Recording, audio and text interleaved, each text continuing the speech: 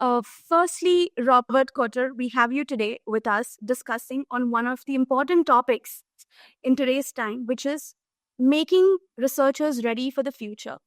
And you being one of the co-founders of 21 Skills, which is working and striving really hard to make researchers' life easy and making them, efficient enough and being ready for the future. It's happy to have you here. It's an honor, honestly. Thank you so much for inviting me. I'm really looking forward to this. Definitely.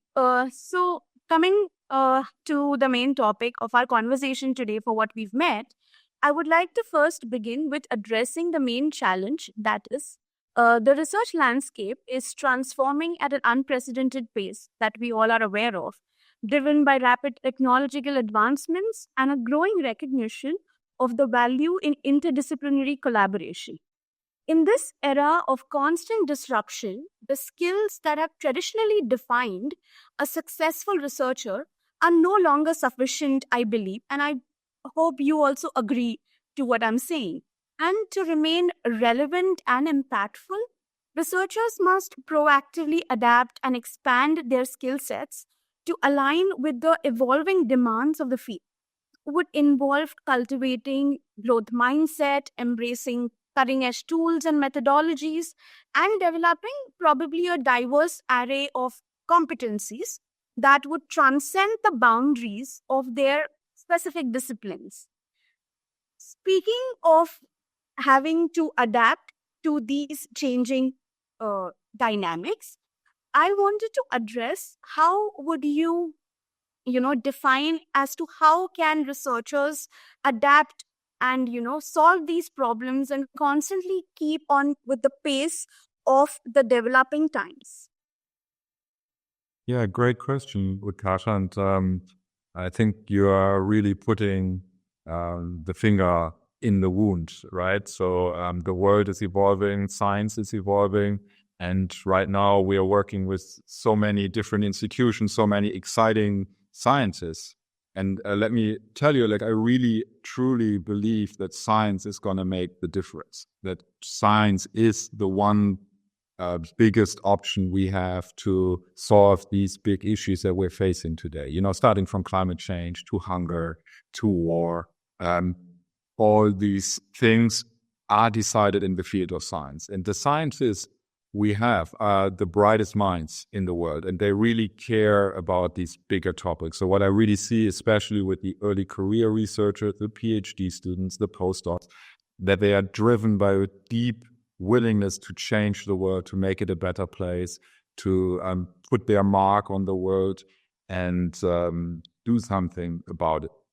To do this, we can no longer think in these disciplinary and institutional boundaries. So this is one of the biggest struggles that science is facing, that the organizational setup is really thinking, how can we make Harvard more successful in comparison to the other universities, or in our Institute of Technology better than this one. But the young scientists, they want to transcend these borders, the borders of disciplines, of institutions, of countries. And it's like COVID showed us, it's a transnational, transdisciplinary struggle. To excel in this, you not only need to be an excellent researcher. This is the base foundation of course, to have good scientific practice, to know your methodologies. But you need so much more. You need communication skills. You need leadership skills, especially in non-authoritarian ways. So you're not actually disciplinary leader, but you're a project leader. You need agile skills to make things move faster than they are in the traditional academic workplace. And you need to grow empathy. You need to grow emotional intelligence. So actually, as a baseline, Lukasha, what I'm saying is an academic journey is also actually inner work. So it's about developing yourself as a human. And if you do this and you work on your soft skills, what I think are more future skills, you're actually not only enabling science to tackle these big issues, but you're also preparing yourself for a great career, and be this in science or outside of science or working with science, because you need these skills everywhere in the future. Definitely, and I agree to every word that you just spoke. And as we speak of the changing times and researchers having to adapt, uh, I would like to put it like adaptability has never been more crucial for researchers than it is today, right? With the pace of technological change, which is pretty dizzying, because every morning you wake up to a news which is disrupting the industry, and you go back to seeing, oh, this wasn't the same case yesterday. There's everything new that's coming up, which is totally disrupting fields. For example, let's talk about the AI model ChatGPT, which has totally, brought in a massive wave in field of natural language processing in a remarkably short time, irrespective of you be a researcher or someone who has been following AI for a really long time, or otherwise. I see every person, students even going to schools and colleges, using ChatGPT like it's some I don't know, it's like a pen and pencil for them right now. So it's very accessible, which is good. But when we talk about scholarly communication and when we talk about researchers having to adapt to these AI technologies specifically, let's talk about why developing AI related skills is not negotiable nowadays. I know some researchers still have reservations about AI. Being an AI ethicist myself, I have come across a lot of researchers in my interviews or whenever I have dealt with them in terms of understanding their problems, conducting several surveys in a way. They have constantly perceived AI to be a threat to human cognition. But the reality is, AI is already deeply embedded into virtually every domain these days. Be it biotech, material sciences, you name it, it's everywhere, right? What we need to focus on, or what we need to typically train researchers, is to understand the fundamentals of AI and not struggle into using or completely depending on it, but however, use it responsibly. So what is your take on it? How should researcher dive into AI and embrace AI in a more positive manner than they are currently doing? Yeah, it's an excellent question, of course, at the heart of the biggest issue in academia right now. I think there's a lot of smart things being said about this in a very general way. So I want to be very specific today with Kasha and give a very timely example. So last week, a new paper came out. I will put it in the show notes or ask you to do it. Very amazing research setup, and I discussed it with several professors from international institutions this week. It's really exciting because it basically showed that writing your introductory statement for a scientific paper and then checking whether the AI written one or the human written one is better understood showed that AI is performing just as well, even slightly better than humans. So it makes an introductory text for a paper easier to understand. And now this is, of course, a big help for researchers to use this to say, hey, we are doing the research. AI can't do it yet. We are getting the great results. But to make the paper more accessible, we use the help of AI. And to put it one notch further, in our discussions, we really talked about, okay, accepting this. And this goes for many parts of our work, and not only writing introductions to our papers, but also writing the papers themselves, writing grant proposals, writing emails, and then also image creation, data mining, and so on. The question is, and I think this is at the heart of the concern of many researchers, where's the human part? So looking at other studies on academic writing to compare this to, they really point out that writing in a kind of general way, the AI is very good at, or even better at replicating these rules, clarity, easy structure, explain technical terms, and so on. But what scores the best all over academic writing is surprising writing, personal writing with stories, with surprising turn of words. AI can't do that yet. It's not very good at creating surprise.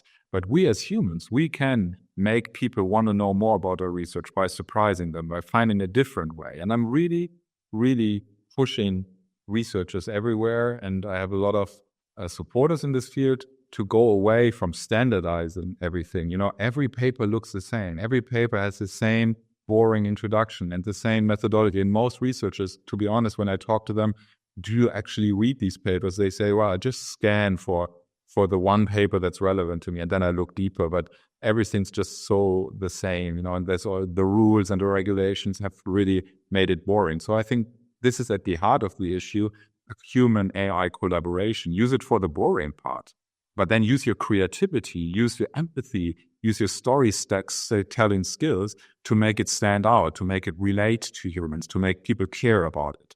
And this is where researchers have to hone their skills, after decades of international researchers working in English, not often their native tongue, more often than not, they had to, learn a new language to do this, but then kind of following the rules to create always the same kind of structure, always the same kind of paper. So with these future skills of creativity, of critical thinking, and of storytelling, you can really make a difference in a world that's more and more streamlined. Very necessary for researchers to understand how they responsibly use AI and use it the right way. Just because it's available out there doesn't, it is pretty inescapable, and we need to, go with the times and accept technology as it comes to us. But it is again in our hands to understand where to draw that line in terms of how should we use it. In that case, I think AI literacy is honestly just step one. Like you mentioned, the real power move is actually utilizing cutting edge AI tools that are available, even for researchers and for scholarly communication. I'm talking using AI to automate tedious tasks, like you've mentioned already. The repetitive tasks, the tedious tasks, probably correcting your grammar, using technological terms, correcting citations, or ensuring that you are submitting to the right journal, for instance. And then you need to have your critical thinking, you need to have your critical analysis that goes behind it, and then incorporate it in what AI has delivered to you. Complete dependence on AI is something that will not take us farther. And like you said, science in itself is a very deep field. It's a field of thinkers, right? And if we stop thinking, then God knows who will. So, That's so true. absolutely. Yes, absolutely a wonderful point that you made. Speaking of, again, making our researchers ready for tomorrow, ready for the future to come, how would you think should researchers be skilled when it comes to AI? What kind of steps should they take personally in terms of keeping their self updated with the technologies? Like we also mentioned earlier, that every morning you wake up to a new news, every morning you wake up to a new disruption, and it's evolving at a warp speed, I would say, in technological and AI terms, if I would use those. And so, what do you think should researchers actually do? Because we have a spectrum of researchers ranging from early career researchers who are pretty much okay with embracing AI, which they also think is helping them in, again, with their tedious tasks, with their repetitive tasks, and kind of making things easier for them while they're also doing administrative work. However, researchers who are experienced, who have been in the industry for a really long time, for them adapting to technology sometimes could get a little difficult. How would you say that, this is the way that you can, as at whatever path of your career that you are in as a researcher, how would you upskill yourself in terms of developing or, making yourself better in terms of AI? Because as we said, AI is bound to happen. It's inevitable. So what are your thoughts? Right. So let me start with some data on this with Kasha. So it's always good to give some concrete numeric examples. So we run one of the largest upskilling platforms in the world. So we have scientists from over 100 countries there.